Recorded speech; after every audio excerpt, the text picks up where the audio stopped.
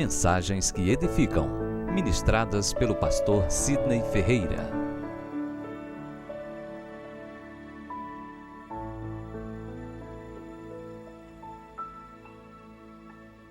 Graça e paz, amados, amém? Louvado seja Deus, quão bom é poder estar aqui convosco. Eu gostaria de convidar os irmãos a abrirem a Bíblia no Evangelho de Marcos, capítulo 6. Fiquei orando, buscando direção da parte de Deus para falar mais uma vez sobre provisão. Sobre o Deus da provisão, sobre essa provisão que vem do alto, que vem dos céus, que vem de Deus para as nossas vidas. E o Espírito Santo me direcionou aí no Evangelho de Marcos, capítulo 6, versículo 45 ao 52. Os irmãos encontraram? Assim está escrito: logo a seguir compeliu, que significa também ordenou, Jesus, os seus discípulos a embarcar e passar adiante para o outro lado, a Betsaida. Enquanto ele despedia a multidão e, tendo despedido, subiu ao monte para orar. Ao cair da tarde, estava o barco no meio do mar e ele sozinho em terra. E vendo-os em dificuldade a remar, porque o vento lhes era contrário, por volta da quarta vigília da noite, veio ter com eles andando sobre o mar e queria tomar-lhes a dianteira. Eles, porém, vendo andar sobre o mar, pensaram tratar-se de um fantasma e gritaram, pois todos ficaram aterrados à vista dele. Mas logo lhes falou e disse: tende bom ânimo, sou eu, não temais. E subiu para o barco para estar com eles, e o vento cessou. Ficaram entre si atônitos, perplexos, abismados, porque não haviam compreendido o milagre dos pães, antes o seu coração estava endurecido. Pai querido, nós te louvamos pelo poder que há na tua palavra, pela unção que existe nas Escrituras Sagradas. E nessa hora nós rogamos a tua graça, a tua dádiva para ministrarmos na ousadia do teu Santo Espírito para o crescimento e amadurecimento da tua amada noiva. Noiva essa, ataviada e adornada, que um dia se encontrará contigo nos céus de glória para viver ao teu lado para todos sempre. Essa é a nossa oração, te rendendo graça em nome de Jesus. Amém, amém, amém. Meus queridos, esse texto nos fala sobre uma grande tempestade que sobreveio aos discípulos no Mar da Galileia. O Mar da Galileia é um mar que tem uma extensão de comprimento de 21 quilômetros e 13 de largura. Na realidade, não é bem um mar de água salgada, é um lago, também conhecido como Lago de Tiberíades e Lago de Genezaré. É um lago de água doce, só que é tão grande que ficou conhecido como mar. Esse local foi um cenário predileto e especial, onde Jesus realizou diversos milagres. Entre eles está esse milagre onde Jesus transforma uma grande tempestade em bonança. Mas o incrível é como isso acontece. E ao refletir sobre esse texto, você percebe logo no versículo 45 que diz: Jesus a seguir ordenou aos seus discípulos para embarcar e atravessar para o outro lado. Às vezes eu me questiono, e também você deve se questionar. Nós estamos no caminho da obediência. Nós estamos no caminho da lealdade, da fidelidade à palavra, à direção, à visão que vem de Deus. Mesmo assim, isso não nos isenta de vivermos tempestades. Talvez esses discípulos devem ter se perguntado um para o outro: nós obedecendo a Deus, e nos vem essa tão grande tempestade, Não é assim que às vezes acontece?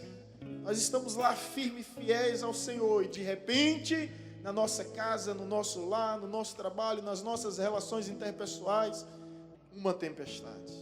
Meu Deus, eu só estou fazendo a tua vontade, eu só estou atendendo a tua direção, e essa tempestade. Isso acontece porque Deus tem o seu tempo de agir, o seu modo de agir e a sua forma de agir. Nós vamos ver tudo isso nesse texto. Tudo isso bem explicado nesse texto. E a Bíblia está repleta de exemplos como esse.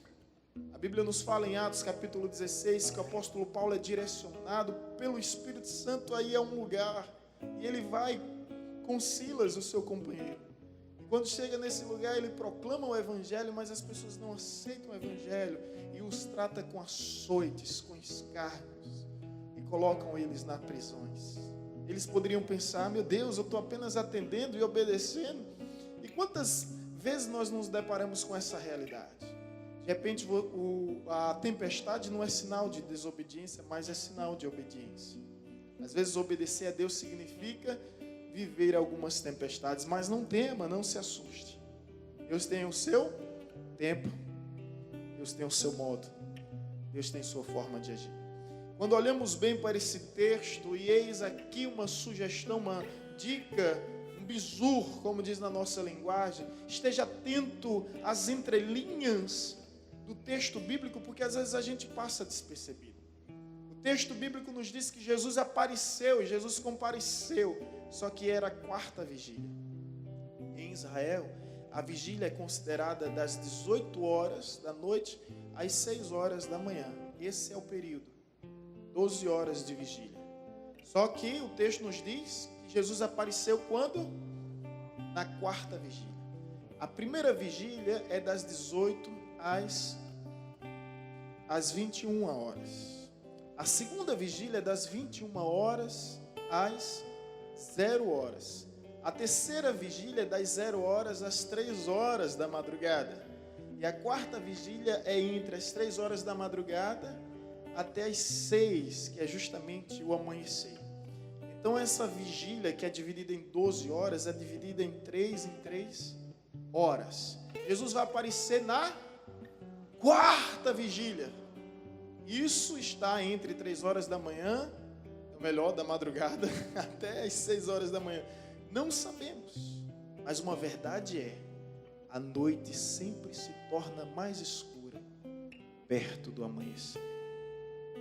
E às vezes Deus deixa tudo para a última hora.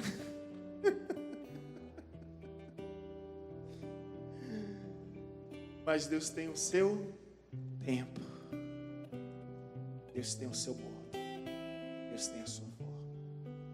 Jesus olhou para os seus discípulos e disse uma ordem, uma palavra, um imperativo: passem para o outro lado. E os discípulos obedecem, vem essa tempestade, e eu imagino agora o aperreio no nosso linguajar, a agonia, a aflição daqueles homens de dedicarem o máximo de si, das suas experiências, dos seus recursos para tentar conter aquela tempestade, e nada, absolutamente nada eles conseguiram. Até que na quarta vigília eles percebem algo diferente. É o Senhor indo ao encontro deles. Eu gostaria de dar o tema dessa mensagem, a quarta vigília. Se há algo que a quarta vigília nos ensina, é que Deus tem o seu tempo. Olhe para a pessoa que está ao seu lado e diga isso a ela: Deus tem o seu tempo. Deus tem o seu tempo. Como diziam os nossos avós, quem se apressa como cru. Deus tem o seu tempo. E o tempo de Deus não é o nosso tempo. Nem sempre é o nosso tempo. Portanto, esteja atento que Deus tem o seu tempo, e Deus tem dessas coisas, irmãos. É difícil entender. Pior é explicar.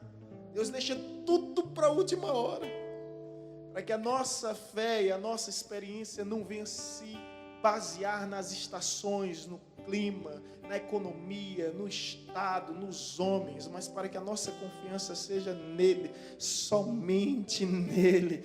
É por isso que Deus, nos últimos segundos, Ele nos surpreende de uma forma maravilhosa, de uma forma grandiosa, amém? Na quarta vigília, depois de muita luta, depois de muito esforço, depois de um esgotamento físico, emocional, aí sim é a hora que Deus aparece. Deus tem essas coisas. Deus, Ele às vezes acende uma luz somente quando nós chegamos no fim do túnel. Veja o caso de Jonas. É verdade que Jonas estava em desobediência, mas a Bíblia diz que ele desceu a Jope, ele desceu ao porto, depois ele desceu ao barco, depois ele desceu ao porão, depois ele desceu ao oceano, ao mar, depois ele desceu ao ventre do peixe, e a vida dele decadência. E quando ele está no ventre do peixe, aí Deus acende a luz de esperança. No último instante, aí Deus vem, intervém. Assim que Deus age, Deus tem o seu tempo, e é importante lembrarmos disso. O tempo de Deus não é o nosso tempo, então aprenda a lidar com o tempo de Deus. O salmista no Salmo 40 diz: esperei com paciência no Senhor. Não basta esperar, tem que ter paciência. Mas ele continua dizendo: o Senhor me ouviu, o Senhor me livrou de um lamaçal de sujeira e colocou os meus pés sobre a rocha e firmou os meus passos. Muitos verão essas coisas, confiarão e temerão ao Senhor. O que Deus faz em tua vida torna-se notícia. O que Deus faz em nossa vida torna-se notícia. Por isso, espere no Senhor. Esperar significa descansar, é o que Deus diz no Salmo 46, versículo 10: aquietai-vos e sabei que eu sou Deus. É verdade que essa espera não é uma inércia letárgica, comum a preguiçosos, não, porque Davi, enquanto está esperando, ele está adorando, ele está louvando, ele está buscando, ele está se regozijando na presença de Deus, amém, irmãos? Então não é esperar de uma forma acomodada, não. Se você está aqui é porque você está esperando em Deus. Louvado seja o Senhor por isso. E bem-aventurado aquele que espera em Deus, porque Deus não desampara nenhum dos filhos seus. Isso é verdade. Deus tem o seu tempo, e às vezes o tempo de Deus é a quarta vigília. É a quarta vigília. É justamente o momento que nós não imaginamos mais. Deus vem e nos surpreende.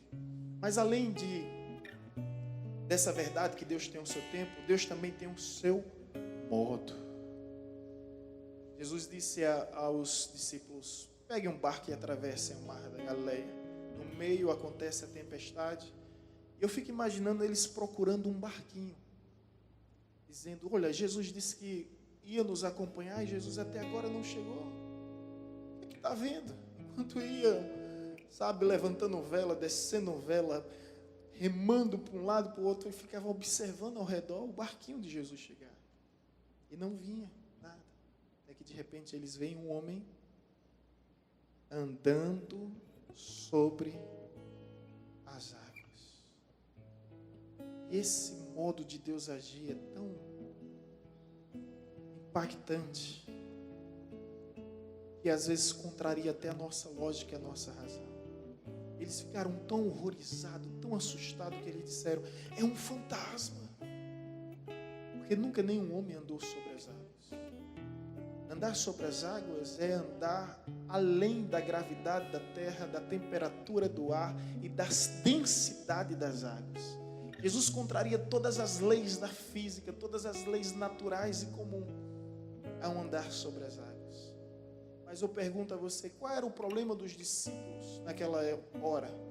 Não era as ondas? Não era a água bravia, os ventos contrários? Jesus está o que agora? Andando sobre os problemas. Jesus está ensinando a eles, ensinando a mim, ensinando a você que Ele está acima dos nossos problemas. Ele está acima de todas as nossas dificuldades, das nossas lutas. Ele está acima. Então, em meio a essa tempestade, abra os seus olhos espirituais e veja Jesus acima de tudo, acima de todos. Ele é aquele que está acima. E não permita que o vento contrário, que a bravura das ondas gigantes, venha impedir a sua visão. Ele está acima, ou seja, Ele está no controle, Ele está sobre o domínio, Ele não perdeu o comando, Ele está acima. E Deus tem esse modo de agir, esse modo de surpreender. Às vezes nós traçamos um script, um roteiro e uma trajetória. É como se a gente entregasse a Deus um manual. Deus faz assim. Ele prefere fazer de outro jeito, né? Esse texto aqui nos mostra isso. Olha, não é somente, o evangelho é um só. Tem 4 visões diferentes: Mateus, Marcos, Lucas e João. Marcos apresenta o evangelho dessa forma, nesse texto. Mas João faz uma observação que Marcos não faz. Olha só a observação de João no capítulo. Capítulo 6. Vê bem, se você for atentar, João capítulo 6, versículo 16, é a mesma história. Amém, irmãos? É a mesma história, mas quando chega no versículo 22, presta atenção que aqui há algo tremendo. No dia seguinte, já da tempestade, a multidão que ficava do outro lado do mar notou que ali não havia senão um pequeno barco e que Jesus não embarcara nele com os seus discípulos, tendo estes partido só. Gente do céu, o que é que isso está querendo nos dizer? É que quando Jesus disse aos seus discípulos: olha, peguem um barco, atravessem o mar da Galileia, vão para o outro lado que eu vou ficar aqui sozinho orando. Os discípulos deixaram um barquinho para Jesus. Eles deixaram um barquinho para Jesus.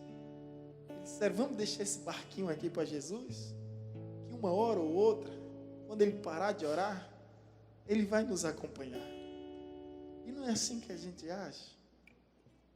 A gente está sempre deixando o barquinho para Jesus.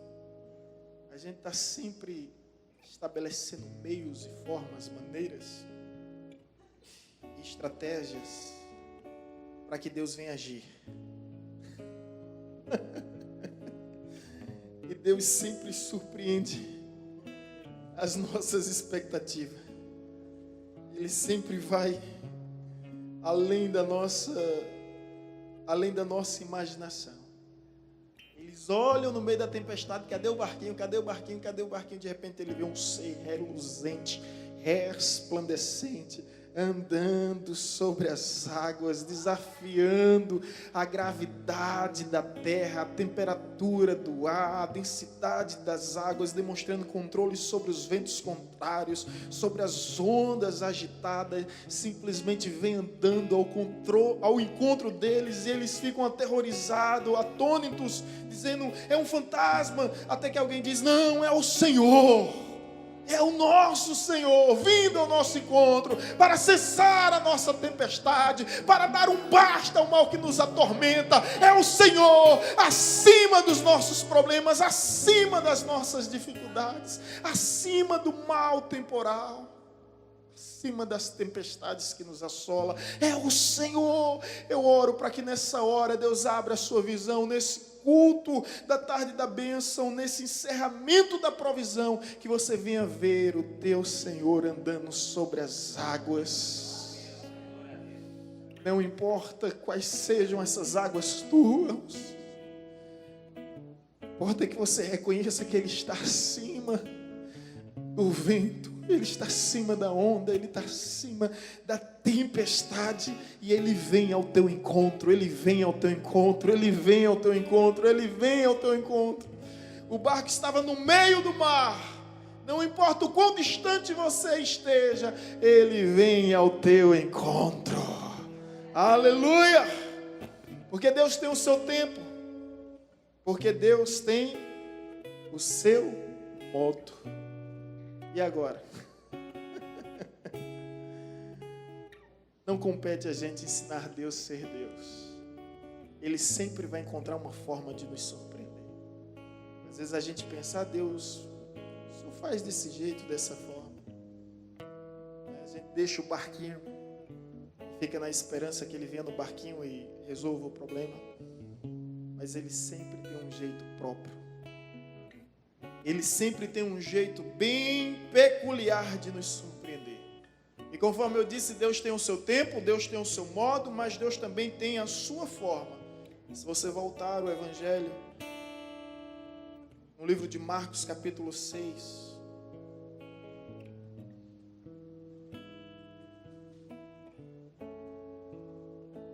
depois de ver o tempo, quarta vigília, depois de ver o modo, andando sobre as águas, você vai perceber que no versículo 50 em diante diz: pois todos ficaram aterrados à vista dele. Mas logo lhes falou e disse: tende bom ânimo, sou eu, não temais.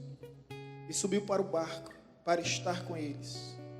E o vento, quando foi que o vento cessou?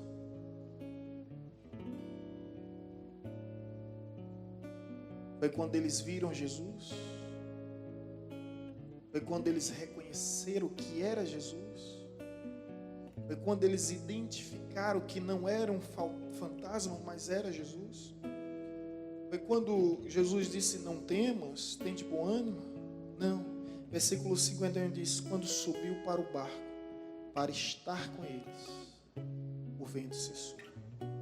Às vezes a gente conhece Jesus, a gente sabe quem é Jesus, reconhece, até ouve Jesus, mas vivemos sobre tempestade, que a tempestade só cessa é quando Jesus ele entra no nosso barquinho.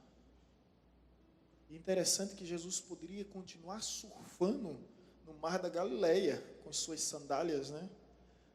Mas ele prefere estar onde você está. Isso é incrível, gente.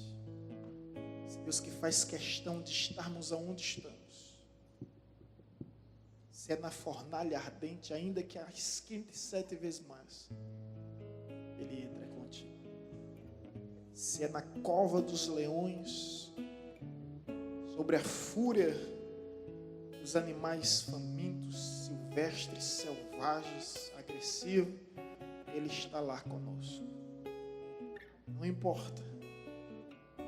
Ele entra nos lugares mais inusitados e inimagináveis.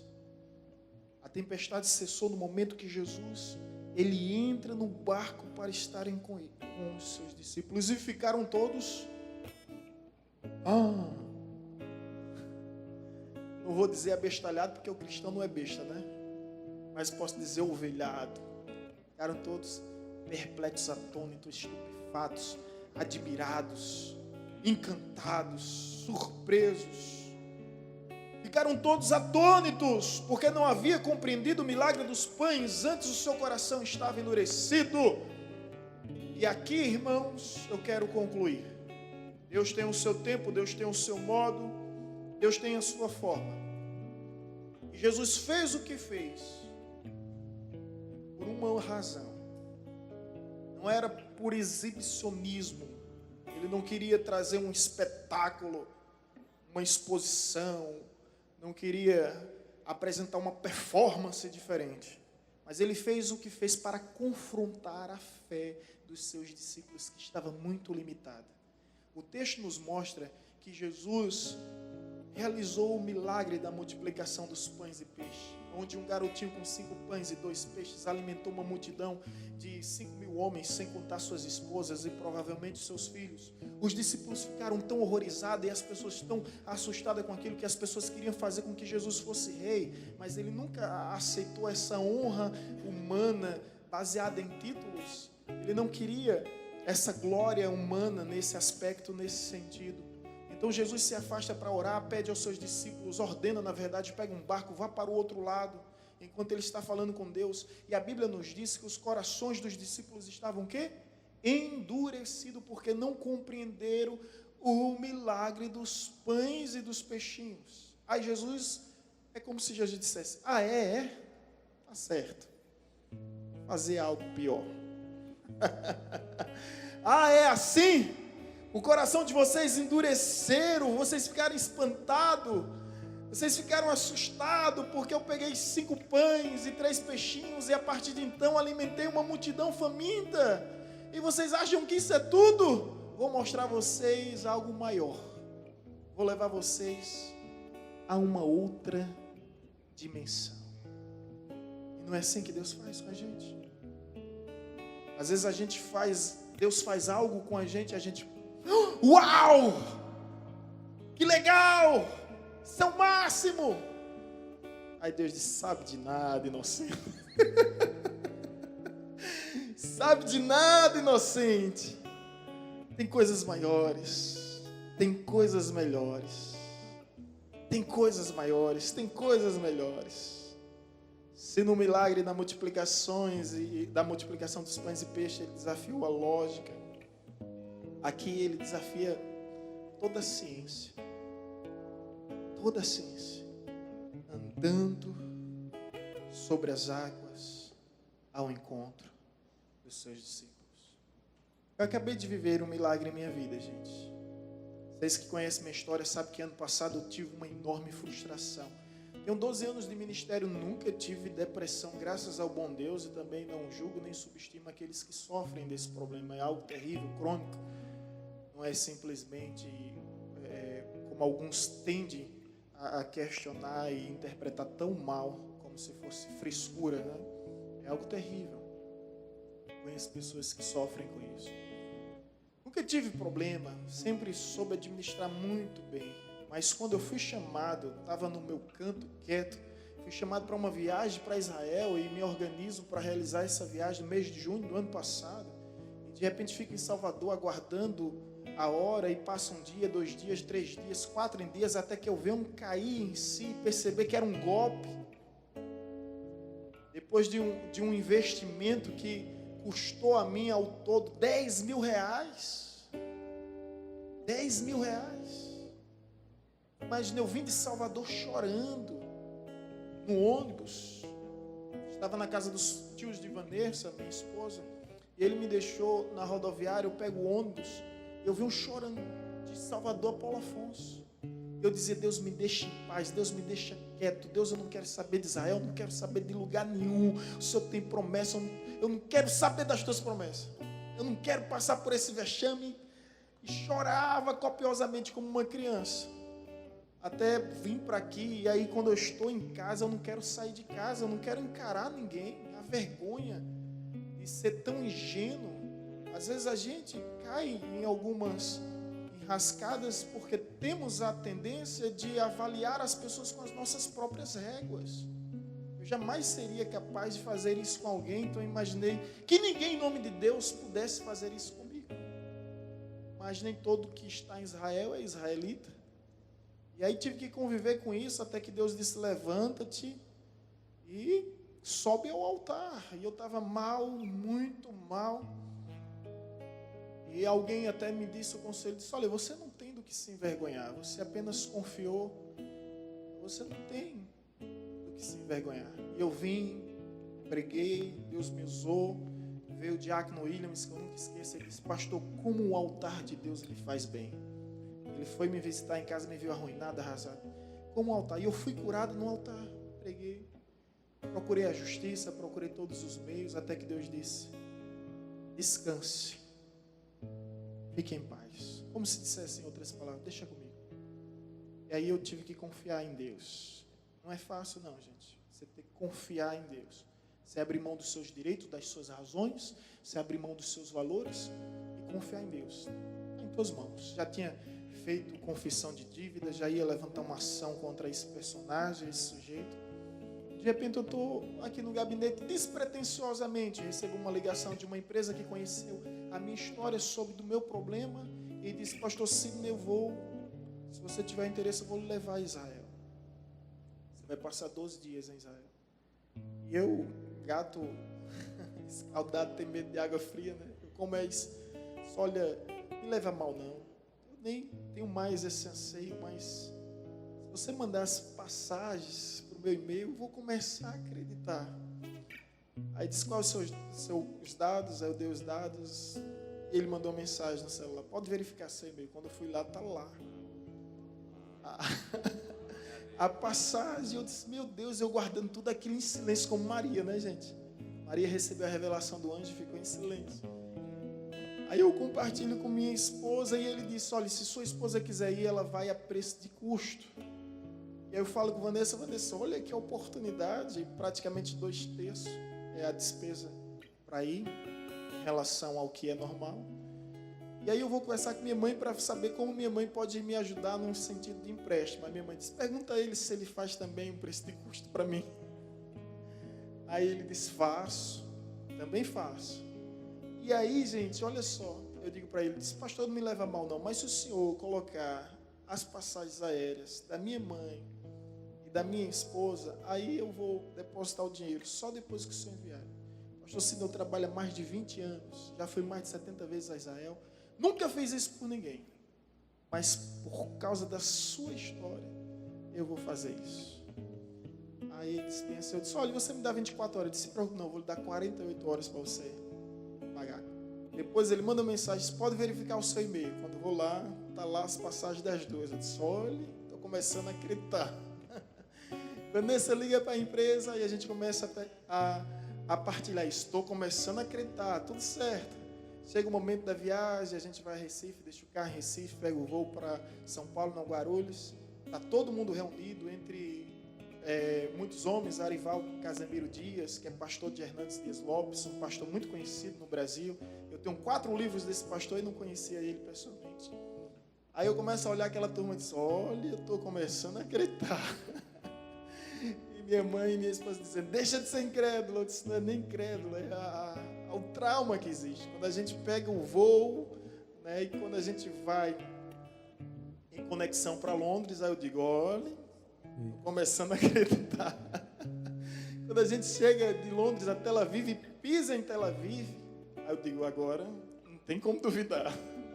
Começa a acreditar, gente. Então, assim, coisa de Deus. Eu não tenho como explicar. Milagre não se explica, milagre se vive. E eu penso que se fosse, tenho certeza que se eu fosse ano passado, eu só ia conhecer Jerusalém. Israel vai muito além de Jerusalém. Eu não ia conhecer Nazaré, eu não ia conhecer Belém, eu não ia conhecer Jericó, eu não ia conhecer o Rio Jordão, o Mar da Galileia, não ia conhecer Jope, não ia conhecer Cesareia Marítima, não ia conhecer tantas cidades como Monte Carmelo, ia só conhecer Jerusalém. Jerusalém tem o Monte das Oliveiras, tem o Jardim Getsemane, e tem a cidade de Jerusalém com o Jardim do Túmulo Vazio e o Calvário, onde Cristo foi crucificado. Somente. Só ia conhecer Jerusalém, né? Se desse certo. Só isso. E Deus me fez conhecer toda Israel nesse período. Todo Israel, tudo, gente. E a forma como tudo aconteceu. O missionário Milton ontem veio no meu gabinete e disse: pastor Sidney, Deus lhe honrou. Eu vi as fotos. O Senhor batizou no Rio Jordão. E o Senhor celebrou ceia diante do túmulo vazio. Eu não tinha percebido isso, gente. Não tinha percebido. A gente entra no Rio Jordão, eu coloco a batas mais, pensando que alguém vai me batizar, e o pastor Marcos diz: olha, você vai batizar aí o pessoal, viu? Você vai ser responsável por batizar todo mundo. Eu. Na ceia também, pastor Sidney, toma aqui, você vai servir o vinho. E as coisas foram acontecendo, e eu me alegrando muito em Deus pelo seu cuidado. Houve um momento lá no Mar da Galileia, na embarcação, a gente estava dançando, tem esse vídeo.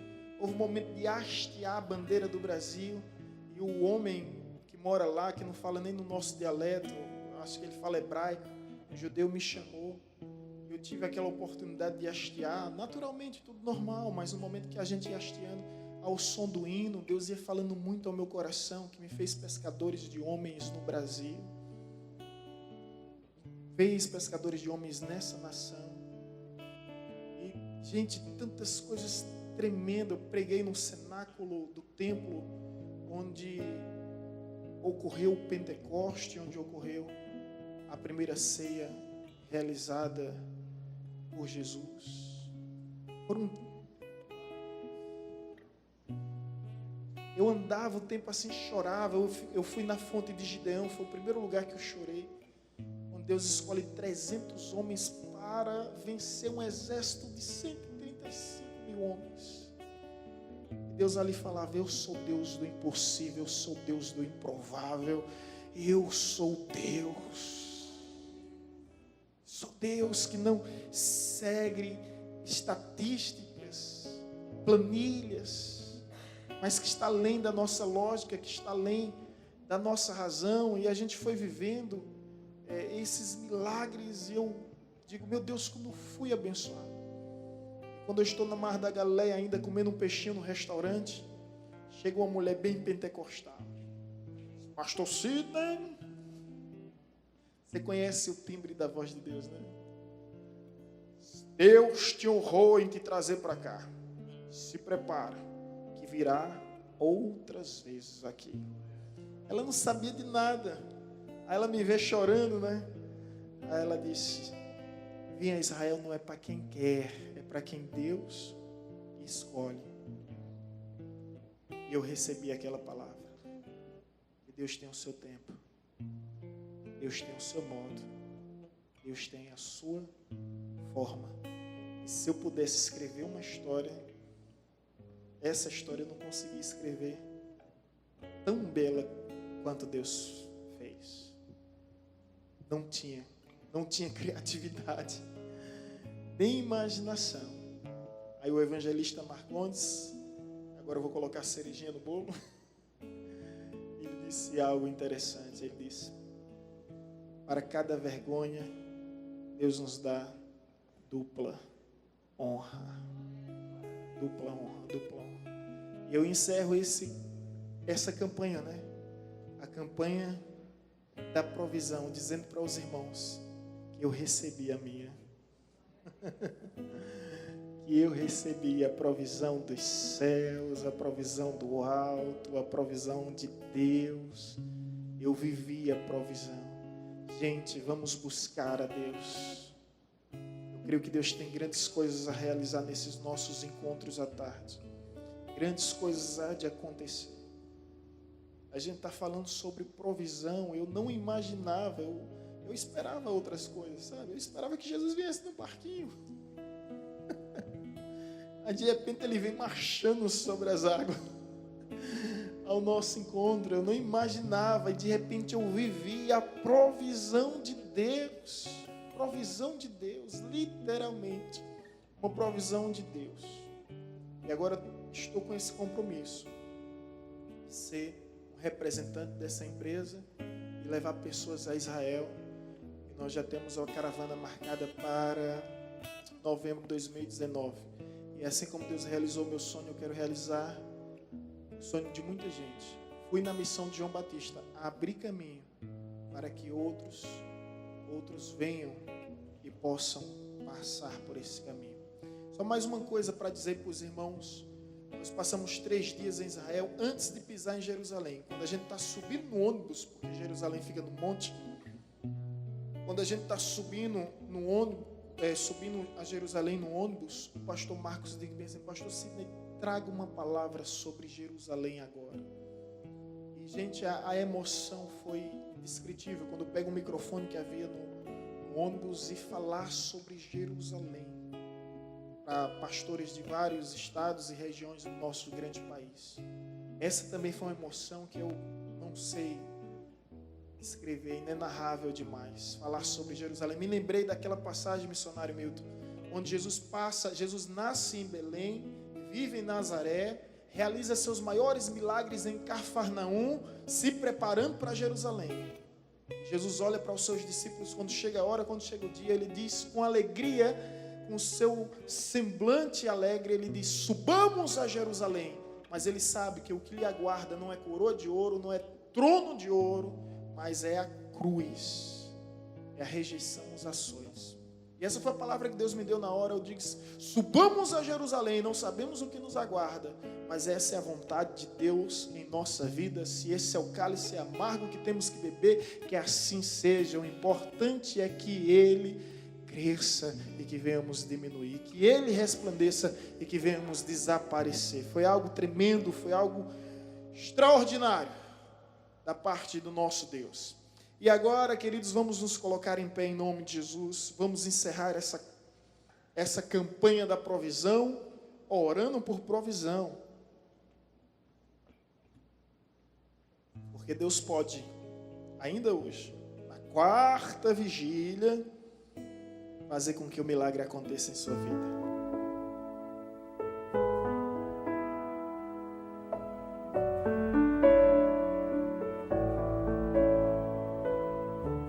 Você acabou de ouvir uma mensagem ministrada pelo pastor Sidney Ferreira, da Igreja Batista Evangelizadora.